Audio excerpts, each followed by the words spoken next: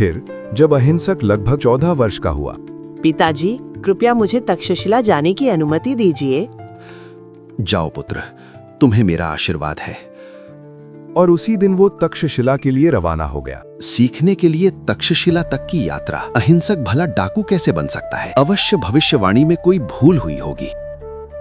तक्षशिला पहुंचकर अहिंसक उस समय के एक महान विद्वान के पास गया। मैं श्रावस्ती के गर्ग का पुत्र अहिंसक आपको प्रणाम करता हूँ। कृपया मुझे अपना शिष्य स्वीकार करें गुरुदेव। तुम्हारा स्वागत है पुत्र, मैं तुम्हें शिक्षा दूंगा।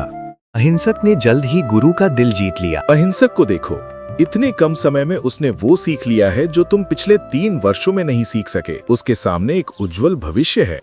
ऐसी बातों ने अन्य शिष्यों की ईर्ष्या भड़का दी। अहिंसक अपने बारे में बहुत ज्यादा सोचता है। हमारे गुरु की तारीफ उसके सिर चढ़ गई है, हमें इसके बारे में कुछ करना होगा। उन्होंने गुरु को उनके प्रिय शिष्य से अलग करने की एक योजना बनाई। जल्दी, गुरु आ रहे हैं, चलो अपना छोटा सा नाटक शुरू करें। अहिंसक एक महान विद्वान है। वास्तव में वो हमारे गुरु से भी बड़ा विद्वान है। इसीलिए हमारे गुरु उसकी इतनी प्रशंसा करते हैं। वास्तव में वह हमारे गुरु से भी बड़ा विद्वान है। कम से कम हमारे पूज्य गुरु की पत्नी तो ऐसा ही सोचती है। गुरु विचार मग्न हो गए। शायद लड़के जो कह रहे हैं उसमें कुछ सच्चाई हो। एक दिन अहिंसक मुझसे भी ज्यादा विद्वान साबित हो सकता है। मुझे देखना होगा कि उसे बहिष्कृत कर दिया जाए ताकि सब उससे दूर रहें। जब उन्होंने घर में प्रवेश किया, क्या मेरी पत्नी सचमुच उसे मुझसे बड़ा विद्वान मानती है? क्या वो उसकी बातों को मुझसे ज्यादा ध्यान से सुनती है? क्या वो उसका मुझसे ज्यादा सम्मान करती है? सच्चाई चाहे जो भी हो, अहिंसक को जाना ही होगा।